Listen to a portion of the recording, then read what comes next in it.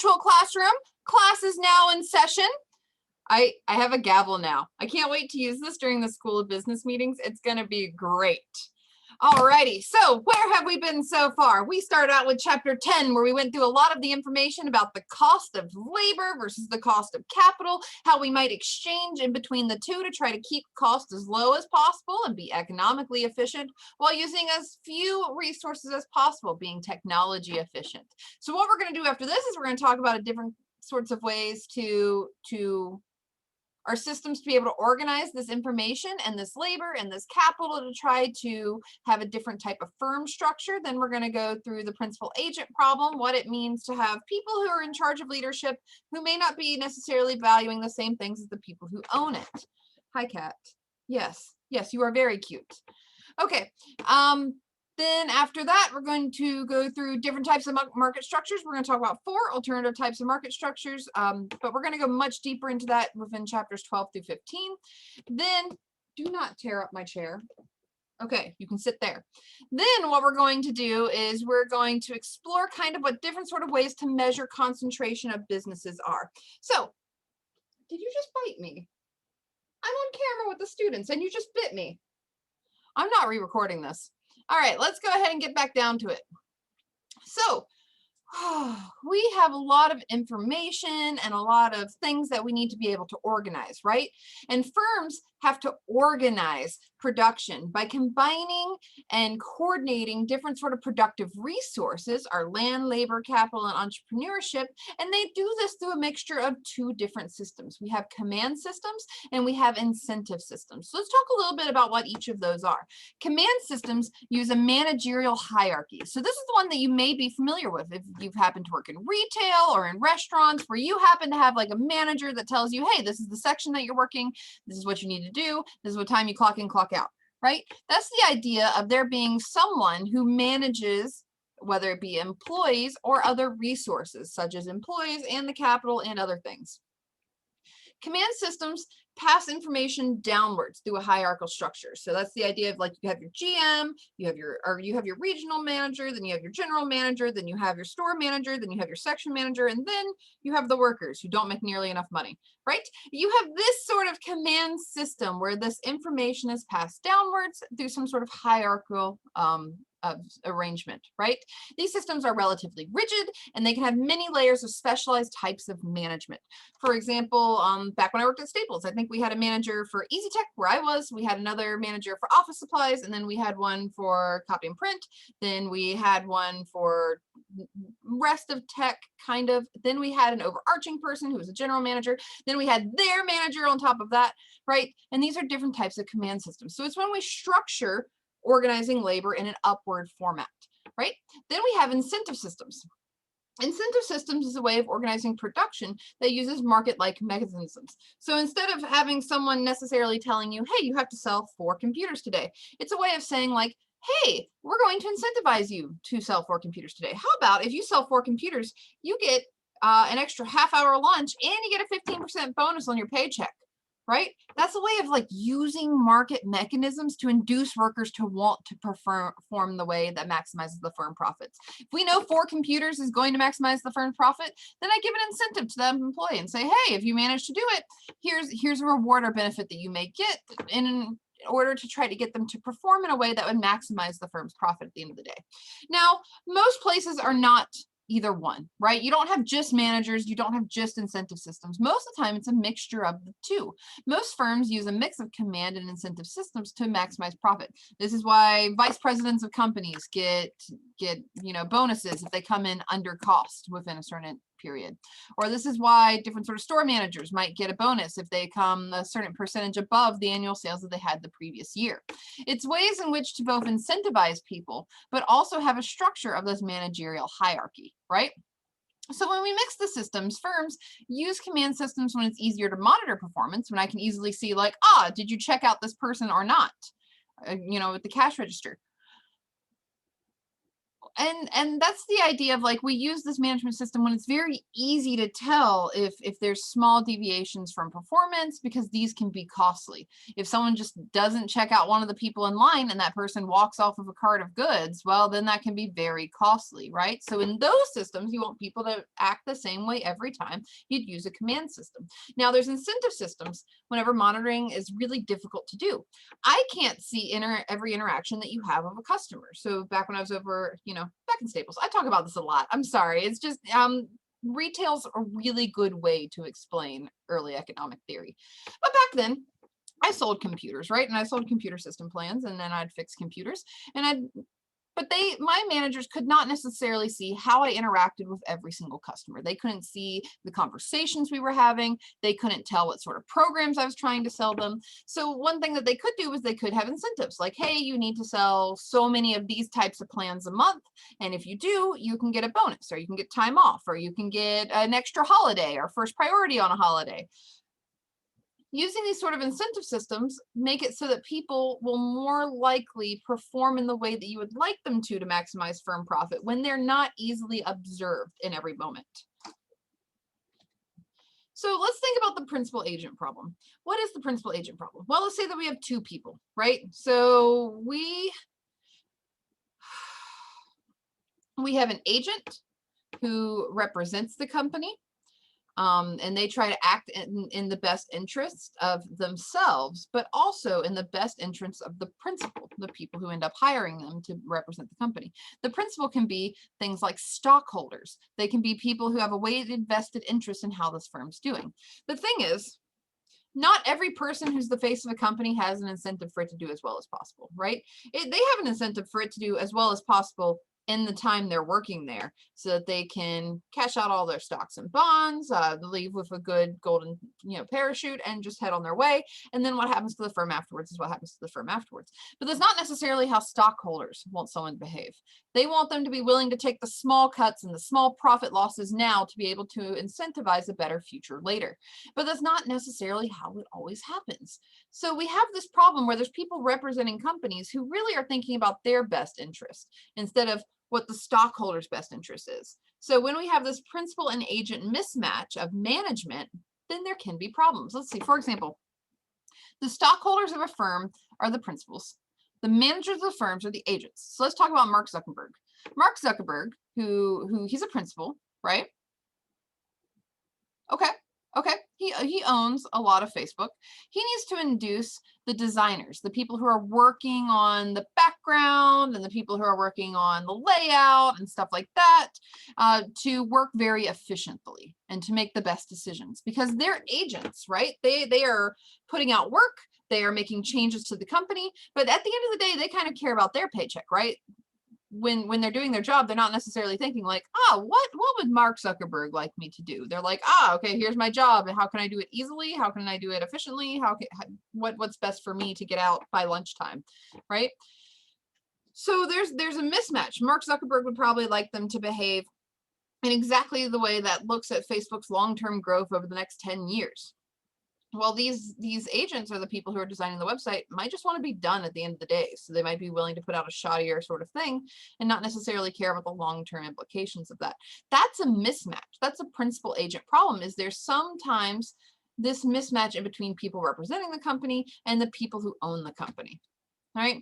So how do we deal with this principal agent problem? Well, there's a couple different ways that we could try to address this, right? The first is the idea of allowing partial ownership, right? So we can allow people to have a piece of the company. If they have a piece of the company, this is the idea of like paying people in stocks or giving them stock options or matching them on their 401k contributions in stocks of the company, then they have an incentive for the company to do as well as possible. If we have these marketing people for Facebook, and we say, okay, all right, please do the marketing for Facebook. And then Mark Zuckerberg also says, hey, by the way, if the stocks do really well, I'm going to pay you in some stocks. So you're going to actually make some bonus money if things do really well. Then they'll have even more incentive to think about the long-term aspects of Facebook, because now they're a partial owner of that company, right? They're like, ooh, we could make a really good website. We could try to incentivize lots of people to come here. And then my retirement looks better. It's a way of trying to get the agents to act in more of aligned with the idea of the principles, right? Then there's the idea of incentive pay. Hey, if Facebook goes up by 10% of users, you get a bonus. That would incentivize someone to do better work, right? For me, all the time, it was, hey, if you sell so many of certain types of plans, you can get a bonus or a day off. I like bonuses or days off. That's incentive pay. So I would be more willing to push those particular projects. There's also long-term contracts. So I'm an academic, right? And academics come in a couple different sets. You have like instructors, which can continue on for long periods of time. And then you have like tenure track and tenured professor lines. I'm on the tenure track line, which means if within 6 years, I do a lot of research and students are really happy and I create new classes and I do a lot of extra value for the school, I end up getting a contract type called tenure, which makes it very difficult to fire me. But it also allows me a lot of freedom to try new programs. Like maybe students might like a different class and I can just try it. And even if they don't like it and it fails, I still get to keep my job. Is essentially what that arrangement is that after 6 years of showing a lot of value, you can try a few new things that may not always work every single time to try to better the university. Those are long-term contracts. That's a different type of dealing with a principal agent problem. If I know that I'm going to have a long-term contract with SIUE one day, then I'm going to do everything I possibly can to make sure SIUE does well. It's not necessarily just teaching my classes, then it's teaching my classes and organizing the Economic Students Club, which by the way, we have an Economic Students Club. If any of y'all want to join, it's going around and trying to talk about our programs. It's going to preview day when students are checking out the campus and just telling them like, hey, it's nice to meet you. Here's what we have to offer, because I have a vested interest in the school doing well. There's different types of things like this that we can use to cope with the principal agent problem so that people who are working within companies will kind of act in a way that might also fit the people who own those companies. So these are just the definitions of the three things I talked about. Ownership is kind of offering managers partial ownership. This is typically through giving stock options. Incentive pay is the idea that sometimes we give performance-based payments of, hey, if you do really, really well at X, Y, and Z, which we know will maximize firm profit, will give you some sort of incentive pay or really good outcome. People love those. Then there's the idea of long-term contracts. If you can tie the manager or worker's long-term rewards to the long-term performance of the firm, then this arrangement encourages agents to work in the best possible interest of the firm in the long run. So there's a couple different types of business organizations. If you plan on being an entrepreneur, if you plan on starting your own business when school is over, like tune in for the next 10 minutes. You can ignore me most of the time. I understand that, but like this is actually really important if you want to start a business one day. And that's knowing what the differences in between different types of businesses are. Because when you start a business, right, you decide to start one in Edwardsville. You're going to go, you're going to do your paperwork. You need to do your paperwork. Okay, you're starting a business. You got to get your business name, make sure it's not taken by anybody else. You got to register and get some numbers and things. But when you're registering, when you're filling out your paperwork to be a business, you're going to have to figure out what to do about your taxes. You're going to have to figure out what sort of liability you want for your goods and services. And that comes with the idea of how you structure your business. So there's a couple different ways that you can structure your business. There's proprietorship. That's the idea. Well, we're going to go through each of these. Of you don't really want to be taxed twice as both business income and personal income. You'd really like to just keep things in-house, work on your own. There's partnership. You work with a couple other people, but you're still very open to liabilities in case your goods or services injure someone. And there's corporations, where your corporation kind of acts as its own person, right? If it gets sued, it can lose everything, but not necessarily you lose everything. Let's talk about what these look like. For the first one's proprietorship. A proprietorship is a firm with a single owner who has unlimited liability. What does that mean? That means that there's one person in charge of this business, and if the business gets sued because someone gets hurt by a good or service, not only can they take the business assets, not only can they take the money in the bank account of the business, they can take your house, they can take your car, they can take the money in your bank account if you get sued. Unlimited liability means that all legal responsibilities of the debts incurred by the firm, whether this is from lawsuit, whether this is from loans, whether this is from other things, your individual wealth is on the line. So if your business fails, your wealth is on the line if you as an individual outside of that company, right? Proprietorships can make management decisions. They receive profits. You get profits into the business. Those profits come to you. Profits are taxed as the same as any other sort of owner's income because you have unlimited liability. So any money that your company makes is not really separable from you, right? Your business is you. So that money gets taxed at your income level. There's some goods and bads of this, right? Let's go through what they are. Some pros. They're really easy to set up. By the time that you listen to my definition of a proprietorship, you could have gone on the local websites for the local government and just signed up for a business. Super easy, takes 5 minutes, right? Managerial decisions are also easy. If it's only you, you don't have anyone to debate with. Your management decision's very easy. Also, you're taxed at a lower rate, right? All the income your business makes is taxed as your owner's income. So you don't get taxed as both a business and as individual income that you pay yourself. It's just one tax rate. But if you're the only person, if it's a proprietorship and you're the only person, then that means if you're making a bad decision, there's no one to call you out on it. There's no one to say like, hey, we need to review the decisions that you're making, or hey, we need to talk through this together. It's if you make a bad decision that can hurt your business, you made that bad decision. Also, your entire wealth is at stake. If the company goes into debt because they can't pay loans, if they get sued for any sort of reason for a faulty good or service, not only is your business wealth at stake, your personal wealth is at stake under a proprietorship. Also, when you die, your firm dies, right? It's not that you die and it gets passed to someone else because it's not its own legal entity. It's that if you die, that business no longer exists, right? Which means that capital and labor can also be really expensive. If it's just you negotiating contracts and just you with this business, you don't have like the large volume to be able to work with other businesses to get cheaper rates, or to work with other locations for cheaper rates, or to do massive amounts of hiring, which means that your capital and labor costs might be a little bit higher because you are working independently. All right, so that's proprietorship. Proprietorship has one person. Then we have partnerships, which have 2 or more people. It's typically in between 2 and 6, right? Partnership is when firms with more than 2 owners have unlimited liability. So you and your friends all get together and you decide you want to start a business. Let's say that you want to make, I don't know, gavels, because you've realized that professors with gavels are kind of cool, right? So you want to go into the gavel business. All right, so you and your 6 best friends decide to go into the gavel business. Well, you still have unlimited liability. So if this ends up injuring someone, like if I hit the thing and the gavel piece falls off, or it hurts me, or it's faulty, I can sue you. And you can still not only lose the business assets, but you and every single one of your 6 friends can lose your house, you can lose your car, you can lose money in your bank account. Your personal assets are subject to these issues. That also means, let's say that you take out a loan. You and your 6 best friends take out a loan, and then much like a group project, they disappear on you. Now you have this very expensive loan that you have to pay off. Company fails, your money is also subject to repayment, right? It's not just, oh no, the business failed, can't pay you. It's, oh no, the business failed, you're going to take your money out of my personal bank account, right? Partners need to agree on the management structure ahead of time. They have to figure out how to divide up the profits. So these are also difficult conversations. Like, do I get 15% because I'm doing a majority of the work? Do I get 10% because my work is not physically demanding? Do you get 30% or 20%?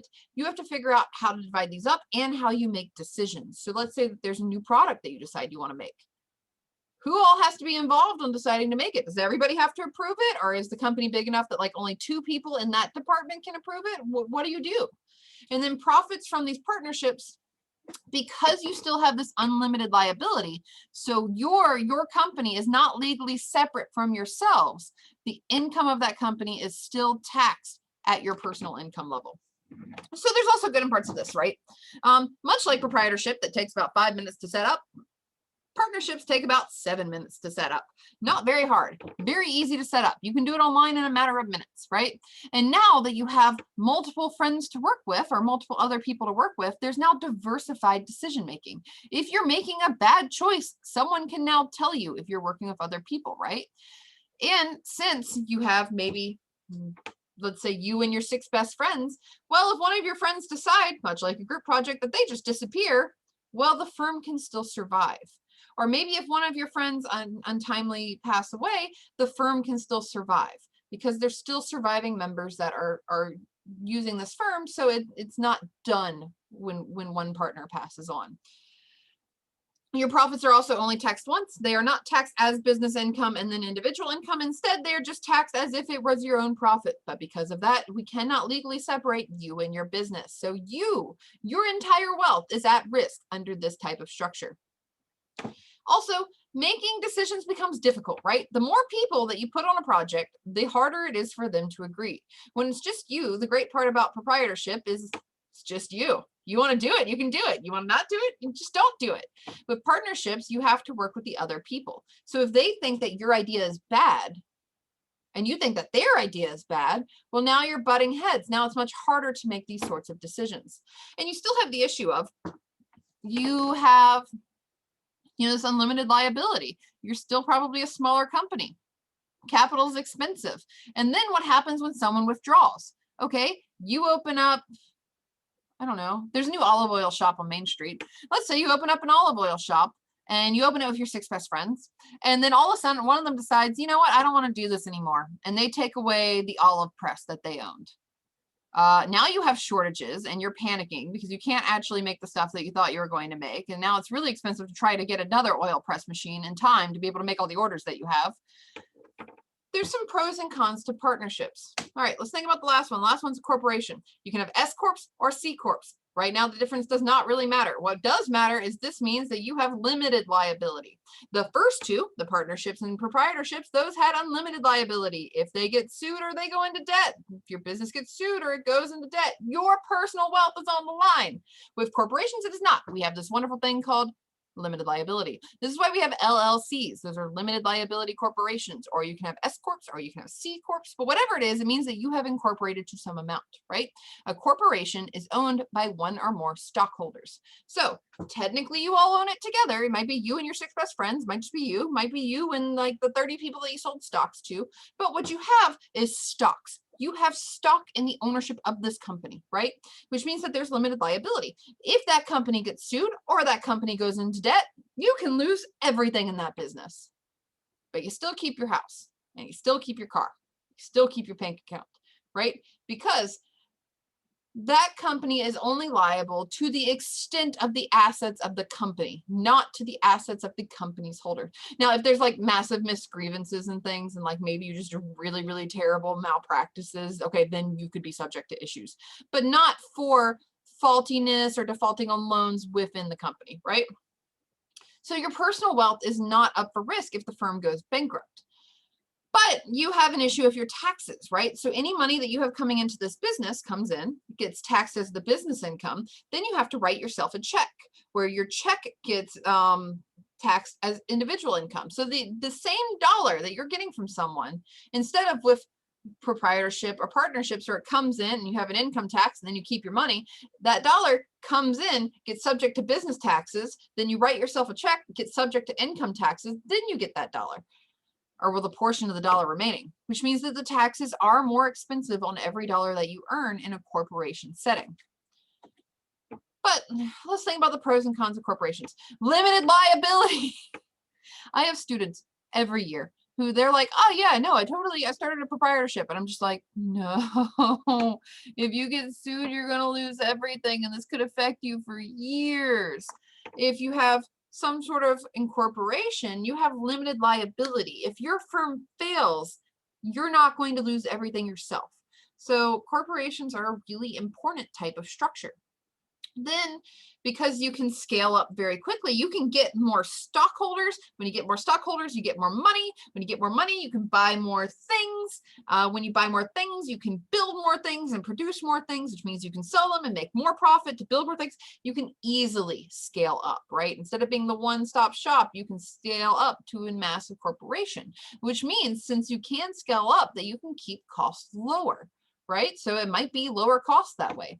Then you can have professional management. If you're a corporation, you got stockholders, you can hire the best of management. It doesn't have to be just you running a shop anymore or making the decisions, which means that you can have people to represent you. But then we get the principal agent problem. Are they representing you in a way that you think is best as the company owner? So there's lower cost in labor contracts, but there's complex management systems. You know, the larger you scale up a company, the more complex it gets.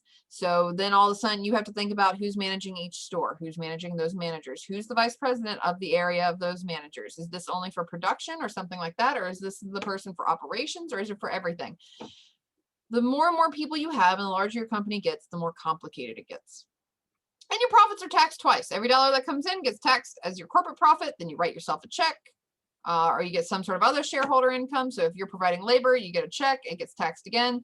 If you're just a stockholder, the stocks are going to go up in value. When you sell off the stocks, you're going to have to pay capital gains taxes on the amount extra that you made on those stocks. So there's going to be additional taxes that you were not subject to beforehand. So that's not good. All right. So there's different types of markets. Now that we've talked about kind of how firms make decisions and kind of the neat aspects of firms and how they can vary, we're starting to realize that the basic model that we've had this entire time may not be reflective of all the nuances of firms, right? We've had this idea of perfect competition. The entire time we've had, you know, our downward sloping demand curve, our upward sloping supply curve, there's some sort of middle, and it's just, it all works. But is that how reality works? We could have businesses that are subject to lose everything. We could have ones that are incorporated and could scale up. We could have different sizes, different shapes. They could have different products. Maybe they're not all producing one homogeneous type of pizza, of everybody producing similar pizzas. Maybe one has gluten-free pizzas, one has vegan pizzas, and these are technically different markets, right? It's not always that we have so many buyers and sellers that they can't affect the price. It's not always the fact that all the buyers and sellers sell something so similar you can't tell the difference between companies, and there's not a value in those differences of companies. So we, in this class, assume perfect competition because it is the foundation of economic theory. It's where we come up with all these ideas. But we have to realize that there's other things outside of that. It could be that it's monopolistic competition. Maybe there's only 3 or 4 people producing smartphones. Well, then that's not perfect competition of so many buyers and sellers that no one can affect the price if there's only 3 or 4 people doing it.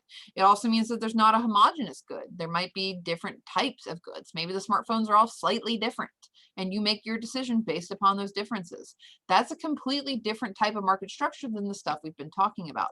Then there's oligopolies where maybe there's only a few people involved, or monopolies, or maybe there's only one firm who runs the entire show and they're the only producer of something. Well, then how are their prices going to matter? So we're going to talk about these 4 different types of market structures, but we are going to go much more in depth into this in the third portion of the third part of this class. All right, so first let's talk about perfect competition. This is what we've been assuming so far, right? This is why we have downward sloping demand, upward sloping supply, and it all kind of works. It's because we assume every apartment in the supply and demand are the same. We assume that all the pizza and the supply and demand for pizza are the same. But as someone who really just like has strong pizza preferences, not all pizza is the same, right? Well, in this perfect competition model that we've been using so far, we have many firms, many buyers, which means that no one of them can manipulate the price on their own. All firms sell an identical product, so we just assume pizza, and we say that everybody has the same pizza. We just assume coffee, and everybody has the same coffee. We don't think about the nuances of those differences in the perfect competition framework. We assume that all of these are relatively the same, right? We also think that there's no restrictions on the entries of new firms. Like if there's profits to be made, new firms can come in and make pizza. If the profits go away and there's losses, people can easily exit, right? We assume that freedom for people to start new businesses and that there's very low barriers to entry to do so. We also assume in the perfectly competitive market that both firms and buyers are well informed. You know how much the pizza costs at every pizza place in Edwardsville. That's probably not true, but it's kind of an assumption that we make when we're figuring out how we get to our equilibrium. We assume that everybody kind of knows what the prices of pizza are so that they can make their best decision. Perfect competition mostly exists in the agricultural field. So ag economics is a huge part of econ. We don't offer a class in ag econ here, but if you ever wanted to take that, it's a pretty cool set of classes that are offered elsewhere, or there's online lectures, or there's online communities. Anyways, ag economics is very similar to the perfectly competitive model. When you have lots and lots of farmers who are developing wheat or corn or other types of grains, those grains are fairly indistinguishable. An ear of corn from one farmer is very similar to an ear of corn from another farmer. It just is.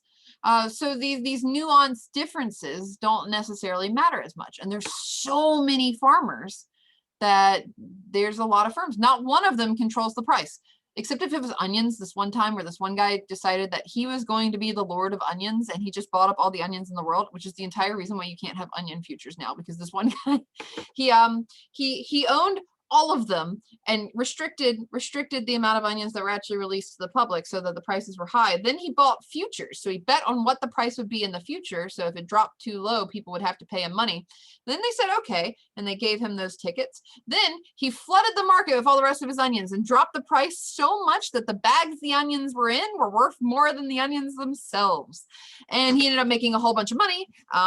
Technically wasn't illegal, but they made a rule afterwards. It's the idea of like, if there's a sign, there's a reason for that sign. Someone messed up. If there's a rule of why you can't buy a particular type of future for a particular type of vegetable, it's because someone messed up somewhere. But we see perfect competition exist in agriculture, right? Because they're fairly homogeneous goods. When I say homogeneous goods, this just means that they're relatively identical products, right? Hi, Kat. All right, so next we have the idea of monopolistic competition. So in perfect competition, we have so many buyers and sellers that not one person can control what the price of a good or service is. In monopolistic competition, we just have a lot of firms, right? So we still have that lot of firms part, but each firm produces a similar but slightly different product. Okay. If anybody knows anything about me, I have very strong preferences when it comes to pins. So hold on, let me pull some out here.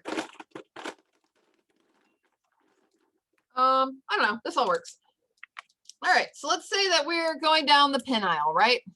We got our pilot pins. We have them in 0.7 G2, but we also have them in 0.38 G2. That just means how fine the line is when you draw. Then after that, we have the Sharpie S gels, which I tried these. They're actually very disappointing. All right, then after that, we have the Lovejoy sequence. Not bad, but they're free pins that you get everywhere. Still don't really like them though. Then you have things that aren't really pins that for some reason get sold as pins, like Expo markers and Sharpie markers.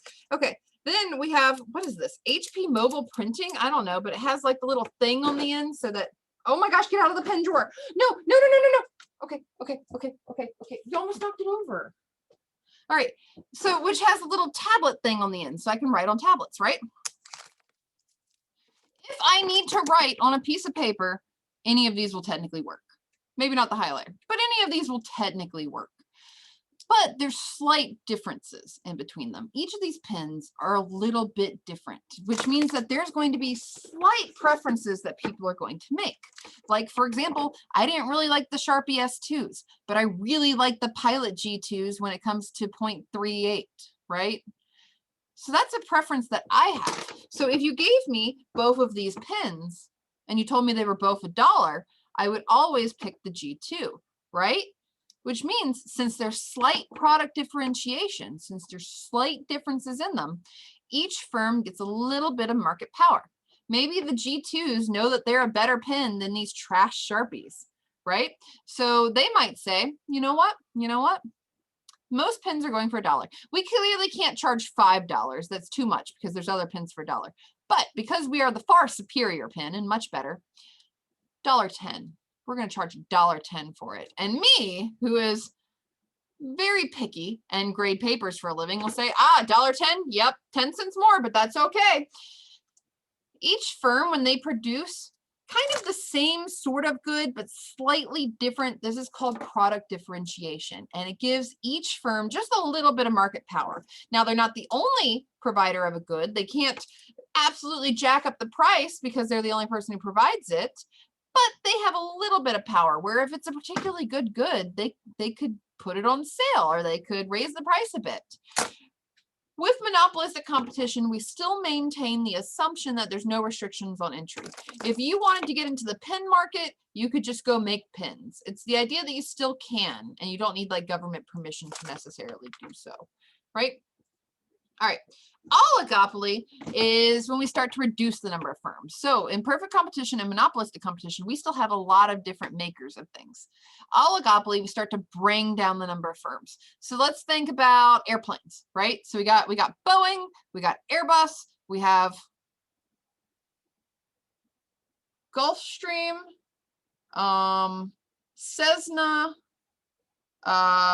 few others, right? So it's a very small number of firms, and giant commercial airlines are pretty much only made by Boeing and Airbus. So these firms produce almost identical products. I mean, if you've been on a 737 or an Airbus, what are they called? The 320s? They're almost identical. You enter in at one point, you go through, they both have like the blue track lighting, the bin sizes are a little bit different, and where the air comes from is a little bit different, and the like nozzle thing to turn on your light and your air vent, slightly different. Besides that, they're like basically the same plane, right? So they have relatively identical products that are differentiated a little bit. So like, where's the entry point? Is this plane more ADA compliant? Because planes don't technically have to be ADA compliant. It's one of the weird rules that aviation is exempt from. That's like why there's so many legal battles about it, of like, hey, that's kind of messed up. So some of them are more likely to be able to have these accommodations, while other ones are not able to have the accommodations. So there's slight differentiations in the products. And in the idea of oligopolies, there might be barriers to entry. So there might be limited entry into these markets. You cannot. So if you wanted to go make a pen, you could technically go get a plastic mold and go make a pin right now. You cannot do that with a plane. You need government permission. You need to pay a whole bunch of fines. You have to get the FAA out, and they have to like look at your entire operation up and down and spend millions of dollars. So we assume that there's a small number of firms. And a lot of the reason that there's a small number of firms is because there's barriers to entry that are limiting the number of people in the market selling planes or other things where there's only a few small firms or a few people who are offering this good or service.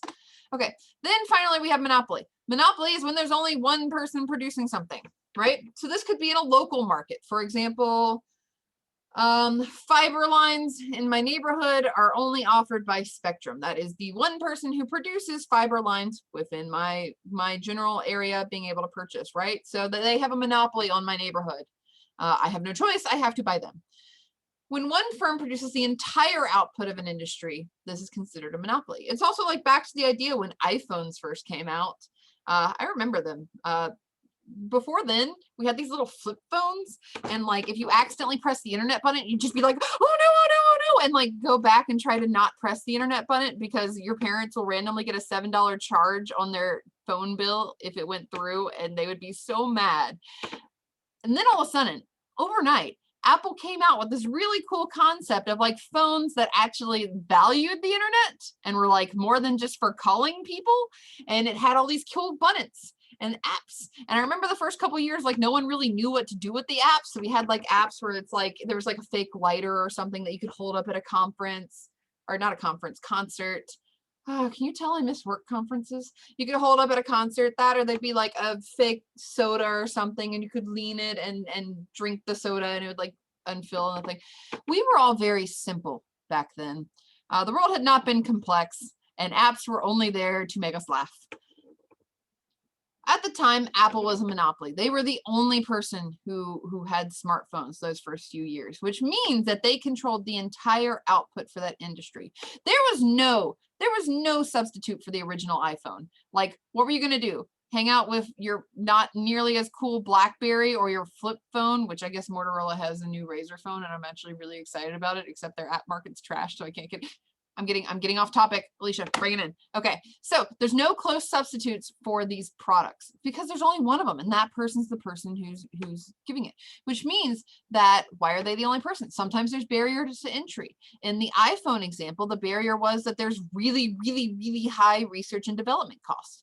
They came out with iPhone, and other places immediately wanted to produce smartphones, but they had to spend years doing the research, trying to build the product. I mean, there was barriers that was very high cost. Or, for example, Spectrum. Why is Spectrum the only one with fiber lines in my neighborhood? Because they're given a government permission monopoly, right? Because the local government doesn't want 6 different companies ripping up your front yard. They're like, okay, we'll let one company rip up everybody's front yards, and then you can be the only company in that neighborhood. And that makes it so there's a barrier for new companies that want to come in also with fiber optic lines.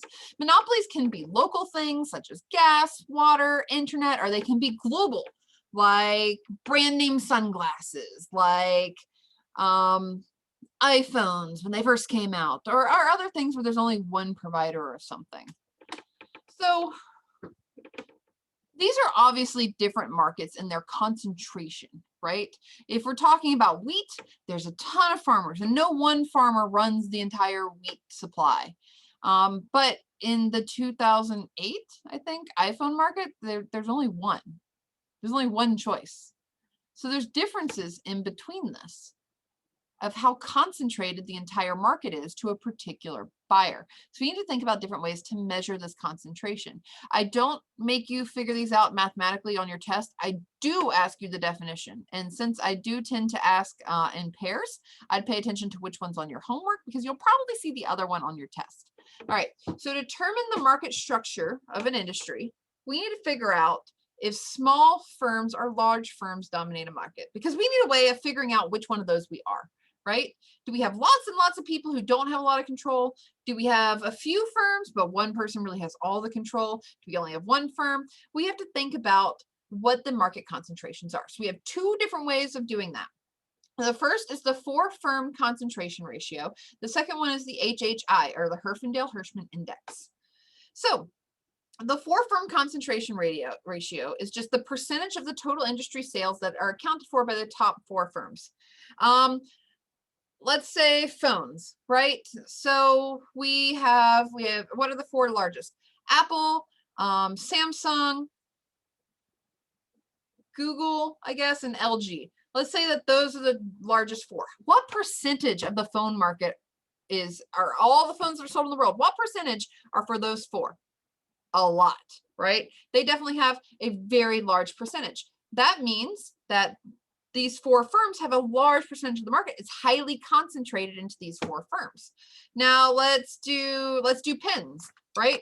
We got Sharpie, we got Expo, we got Pentel, we got Pilot. How much of the pen market is only for these 4 brands of pens? Maybe 10%. So that's a very low number for our top 4 firms. That means it's not very concentrated. We're probably closer to a monopolistic competition as opposed to maybe with phones where it's more of an oligopoly because there's only a few firms. Okay, then we have the idea of HHI. HHI is the square root of the percentage of market share for each people summed over 50 industries. What does that mean? Essentially, do I want to draw this out? No. Let's say that we have one firm with a lot of market share. So let's say that it's the phone market, right? And we have one company with a lot of market share and another company with a lot of market share. Well, if we take each of these big market shares and we just draw them out into a box, we take the square of it, if you remember that back from math. Well, if we have a company that has only a little bit of market share, if we make a box out of it, those boxes are small. If we have a company with a lot of market share, if we make a square out of that, those boxes are big. The more big boxes there are, the more concentrated we are. So that means if we take the top 50 companies and we have a couple really, really, really big boxes, that means that this is a concentrated industry where most sales are going to these top couple companies. If we have another one where they're all little boxes of about the same size for the top 50 companies, this means that the sales are relatively evenly distributed in between all of them. Not probably very concentrated at all. So there's some limitations to concentration measures, right? The main limitation is only using one of them. It kind of gets some issues on trying to figure out what the market structure is, because we don't know if maybe the reason this is so concentrated is because of geographical scope. For example, Juneau, Alaska is the only capital. Is that the capital? Pretty sure it is. Let me make sure I'm right. I don't want to give you the wrong information. Capital of Alaska. Yeah, Juneau. Okay, so Juneau, Alaska is the only capital you can't drive to, right? There's no road that goes there. It's in Alaska. It is surrounded by ice. So you can either get to Juneau by plane or by boat. But those are your choices, right? So maybe it's that it's not necessarily that there's only one maker of pens. It might be that it's a very, very difficult place to get to, which makes it very expensive. So maybe only one pen company can actually get there. Maybe only one coffee company can actually get there, and it doesn't make financial sense for the rest of them. So it could be that there's a concentration in this market, but it's due to a geographical feature. such as they're extremely isolated or there are mountains. Then there's the idea of barriers to entry, right? So maybe it's not necessarily the fact that, what's a good example? Seattle has Pike's Place Market, where they have a Starbucks and they have, I think it's like Pike's Place Roasters, right? So the first ever Starbucks is right outside of Pike's Place Market, Seattle. And then right across from it is a Pike's Marketplace coffee shop. And those are the two coffee shops that are allowed. Now, people are like, oh, well, there's not a lot of coffee competition in Pike's Place Marketplace, which is this giant marketplace. But there's two options for coffee. Well, that's because it's such a popular world attraction that people go to because the logistics systems are just cool. And some of the original coffee places are there, that to start a new coffee place in Pike's Place Market would take like $1 million in rent. That's a barrier to entry. You are not starting a new coffee company if it costs you $1 million in rent, right? So that's something that we need to consider when we're looking at concentration. It might not necessarily be that in this area, that's the coffee that people prefer. It might just be it's the only one that has the money to be there, much like the geographical scope as well. Then there's also correspondence between markets and industry. It could be that, let's say, I don't know,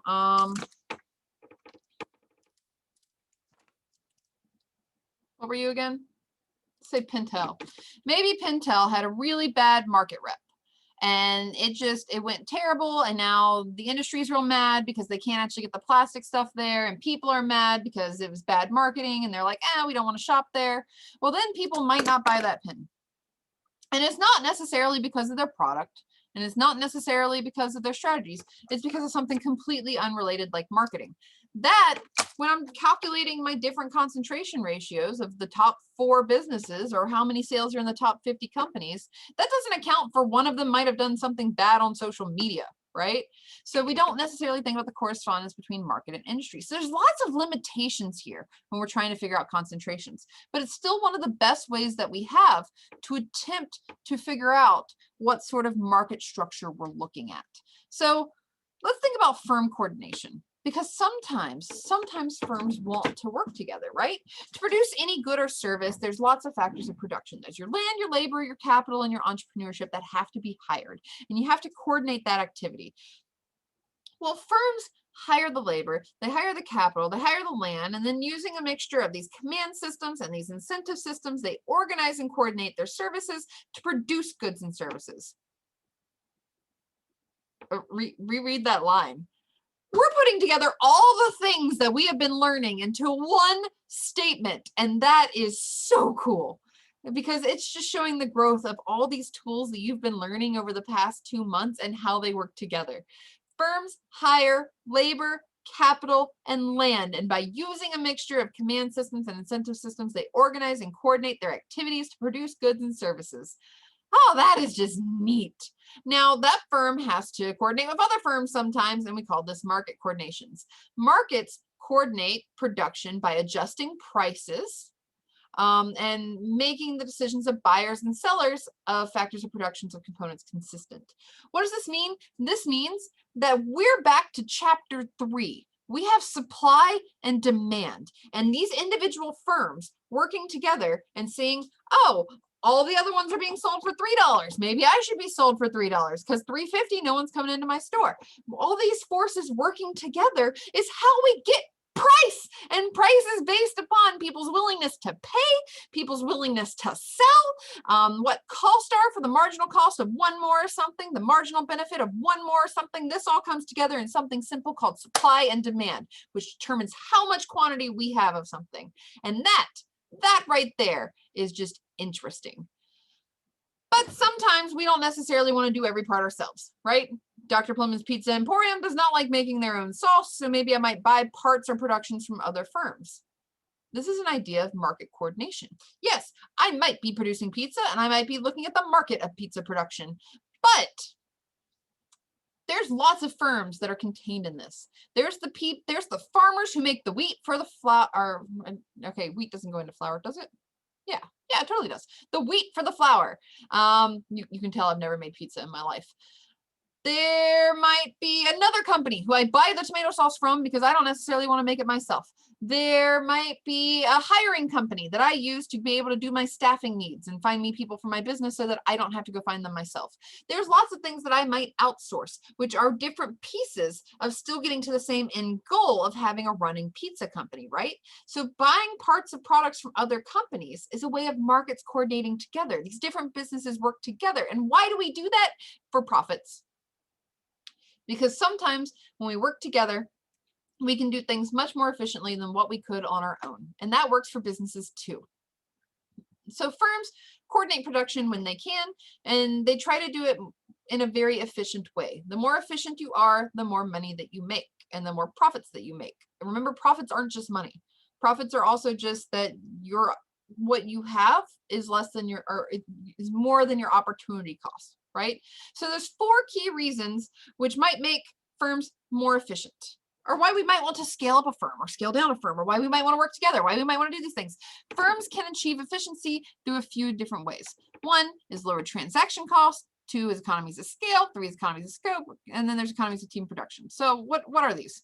And these are kind of definitions that we're going to take into the next chapter. So you don't need to know them real good right now. I'm introducing them so that when we get to chapter 11, we can talk about them. The first is transaction cost. Transaction cost is how much it costs to do business, right? When someone buys something from me, I'm going to need to hire someone to sell them that, and I need to be able to get it to that business, and I need to be able to do a bunch of other things. They're the costs arising from finding someone with whom to do business, and reaching an agreement on the price and other aspects of that exchange. So that can be everything from my marketing to having someone take the television outside and put it in their car, right? Transaction costs are everything that comes along with trying to sell a good or service to someone. Then there's the idea of economies of scale. Costs go down the larger you are. So let's say that you're one pizza company, right? You're one pizza company. It's probably expensive for you to get sauce. But let's say that your one pizza location partners up with a bunch of other pizza locations to negotiate a contract with the sauce producer. Well, the sauce producer says, oh, wow, there's 50 of y'all who want to buy the sauce together? That's a lot of sauce. Okay. I'll lower the price for y'all. I'll give you a 5% discount, but you have to buy enough sauce for every location. Then every location is like, yay, and costs go down, right? That's the idea of economies of scale. The larger you get, more prices come down because you have more negotiating power. The next is economies of scope. Economies of scope is the idea that sometimes you need to have a range of different goods, and that can lower the cost. Okay, if I'm a pizza company who also owns a tomato farm, who also owns a delivery company, my costs are going down, right? I have a larger scope. It's not just pizza. It's also delivering the pizza. It's also making the sauce. My business has a larger scope of things. Because I have a larger scope of the things that I do, costs can come down. Then there's the economies of team production. And this arises when labor works as a team, specializing in mutually supportive tasks. So there was a campaign for a while where Domino's went around and was like fixing the roads. They were fixing potholes in different areas of the United States. The reason that they did that is because it actually caused less damage to the drivers' cars. So spending a little bit of money on potholes definitely saved them more money in the long run. So that was them teaming up with the production of pothole fixes with different cities and with different areas. And because of that, because they had these mutually supporting tasks, they were able to make not only the road conditions better for the drivers, but the road conditions were better for all the other drivers, like not just the pizza ones. There's economies of scale and scope and production to everything. And I just think that that's super neat. And that's what we're going to be taking into the next chapter as we start going into figuring out exactly how much we're producing and at what prices. I hope you enjoy this lecture because chapter 10 is a lot of fun. I will talk to you soon and have a great one.